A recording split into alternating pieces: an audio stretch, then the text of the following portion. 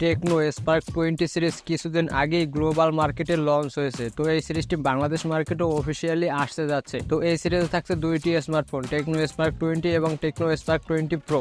তো আজকে basically Tecno Spark 20 এই স্মার্টফোনটি নিয়ে কথা বলবো। এই স্মার্টফোনটিতে কি কি স্পেসিফিকেশন অফার করছে এবং এই স্মার্টফোনটি বাংলাদেশে আসলে কত টাকা দামে আসতে পারে, এছাড়া এই স্মার্টফোনটি বাজেট বিবেচনায় আপনার জন্য কতটুকু ভ্যালু ফর মানি হবে, এই সকল বিষয় নিয়ে ইন ডিটেইলে কথা বলবো আজকের ভিডিওতে। তো চলুন আর বেশি দেরি না করে মূল ভিডিও শুরু করা যাক। তো ফার্স্ট অফ অল এই স্মার্টফোনটির ডিজাইনের কথা বলতে গেলে অ্যাজ ইউজুয়াল এই জায়গায় একদম একটা বেসিক ডিজাইনই ব্যবহার করা হয়েছে, আর এই ডিজাইন সেগমেন্টটি অলমোস্ট 1 বছর ধরে চলে এসেছে। টেকনো স্পার্ক 20C এই স্মার্টফোনটিতেও সেম ডিজাইনটা ব্যবহার করা হয়েছে, যদিও আমার কাছে এই ডিজাইনটা তেমন একটা ভালো মনে হয়নি। এই জায়গায় কিছুটা নতুনত্ব আনতে পারতো টেকনো। ফোনটির ব্যাক প্যানেলে থাকছে প্লাস্টিক বা পলিকার্বনেট, তবে এই স্মার্টফোনটির ফ্রন্টে থাকছে ফুল ভিউ ডিসপ্লে, যার টপে থাকছে ছোট্ট একটি পাঞ্চল, আর এই পাঞ্চলের মধ্যে ইমপ্লিমেন্ট করছে ফোনটির সেলফি ক্যামেরা। এছাড়া যাবতীয় পোর্টস অ্যান্ড বাটন সবগুলি অ্যাভেলেবেল থাকছে।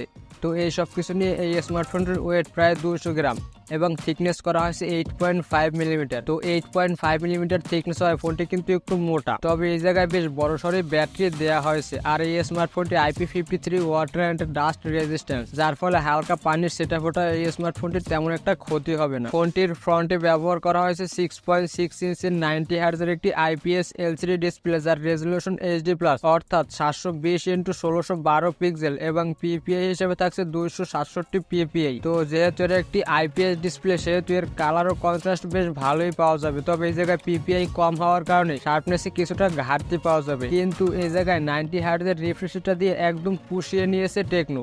90 হার্জের রিফ্রেশ রেট হওয়ার ফলে সোশ্যাল মিডিয়া ব্রাউজিং থেকে শুরু করে গেমিংও একদম স্মুথ একটি এক্সপিরিয়েন্স পাওয়া যাবে, যেটা কিনা এই বাজেট সেগমেন্টে আমার কাছে একদম ঠিকঠাকই মনে হয়েছে। তো যারা কিনা প্রচুর পরিমাণে কন্টেন্ট ওয়াচিং এর পাশাপাশি সোশ্যাল মিডিয়া ব্রাউজিং করেন তাদের জন্য এই ডিসপ্লেটি বেশ ভালোই হবে। তবে এই জায়গায় যদি ফুল HD+ ডিসপ্লে দিত তাহলে আরো কিছুটা ভালো হতো, কিন্তু দাম বিবেচনায় আমার কাছে একদম ঠিকঠাকই মনে হয়েছে। এই স্মার্টফোনটির ব্যাক প্যানেলে ব্যবহার করা হয়েছে ডুয়াল ক্যামেরা সেটআপ, যদিও ফোনটির ব্যাক প্যানেলে তাকালে দেখতে মনে হয় ট্রিপল ক্যামেরা, তবে এই জায়গায় থাকছে ডুয়াল ক্যামেরা সেটআপ এবং বাকিটি ফ্ল্যাশ লাইট।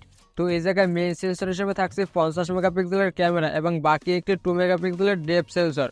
তো ফোনটির মেইন ক্যামেরার রেজাল্টের কথা বলতে গেলে ডেলাইটের পাশাপাশি লোলাইটেও মোটামুটি লেভেলের ছবি তোলা যাবে, তবে লোলাইটের ছবিগুলো তেমন একটা কাজে লাগানোর মতো হয় না। প্রচুর পরিমাণে লাইটিং কন্ডিশনে বেশ ভালোই ফটোগ্রাফি করা যায় এই স্মার্টফোনটির মেইন ক্যামেরা দিয়ে। একটু লোলাইটে আসলে ছবির অবস্থা একদম নাজেহাল হয়ে পড়ে। ফোনটির মেইন ক্যামেরা দিয়ে সর্বোচ্চ ভিডিও রেকর্ড করা যাবে 2K 30 FPS, তবে আপনি যদি এই জায়গায় 1080p তে ভিডিও রেকর্ড করেন তাহলে সর্বোচ্চ 60 FPS পর্যন্ত পাবেন। এছাড়া এই স্মার্টফোনটির ফ্রন্টে ব্যবহার করা হয়েছে 32 মেগাপিক্সেলের একটি সেলফি ক্যামেরা।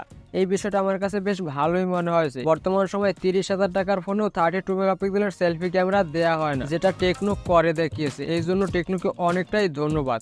তো ফোনটির সেলফি ক্যামেরার রেজাল্টের কথা বলতে গেলে ডেলাইটের পাশাপাশি লোলাইটও মারাত্মক লেভেলের সেলফি তোলা যাবে। যারা কিনা সেলফি লাভার আছেন তাদের জন্য এই স্মার্টফোনটি অনেকটাই ভালো হবে। তবে এই স্মার্টফোনটির ব্যাক ক্যামেরার রেজাল্ট নিয়ে আমি তেমন একটা সন্তুষ্ট হতে পারলাম না। ফোনটির সেলফি ক্যামেরা দিয়ে সর্বোচ্চ ভিডিও রেকর্ড করা যাবে 1080p 30 FPS। সেই সঙ্গে এই স্মার্টফোনটি আউট অফ দ্য বক্স থাকছে Android 13 এবং এই জায়গায় চিপসেট হিসেবে থাকছে Mediatek Helio G85, যেটা কিনা 12 ন্যানোমিটার ফ্যাব্রিকেশনে তৈরি করা অক্টাকোর প্রসেসর। আর এই প্রসেসরটি ক্লক স্পিড 2.0 GHz এবং গ্রাফিক্স সেশনকে পাওয়ার করছে Mali G52 MC2। Mediatek Helio G85 এই চিপসেটটা একটা সময় বেশ ভালোই পারফরমেন্স দিত, কিন্তু বর্তমান সময়ে এই চিপসেটটা তেমন একটা ভালো পারফরমেন্স দিতে পারে না।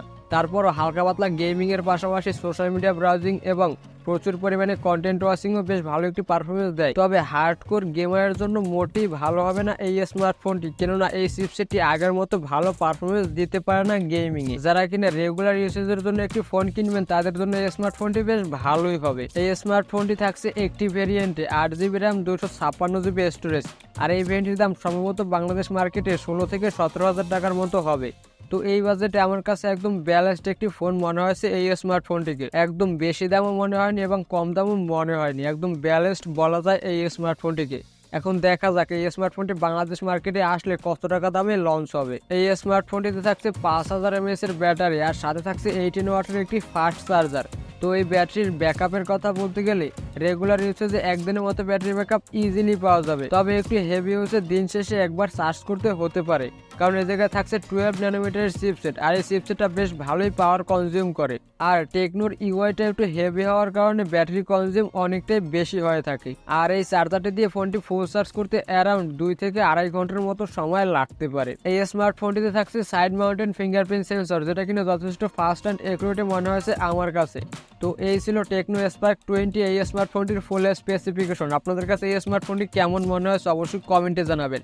সো এই ছিল আজকের ভিডিও। আমার ভিডিও যদি আপনার কাছে ইনফরমেটিভ অ্যান্ড হেল্পফুল মনে হয়ে থাকে তাহলে ভিডিওতে একটি লাইক দিয়ে চ্যানেলটি সাবস্ক্রাইব করে রাখবেন। আজকের জন্য বিদায় নিচ্ছি। টিল দেন, আল্লাহ হাফেজ।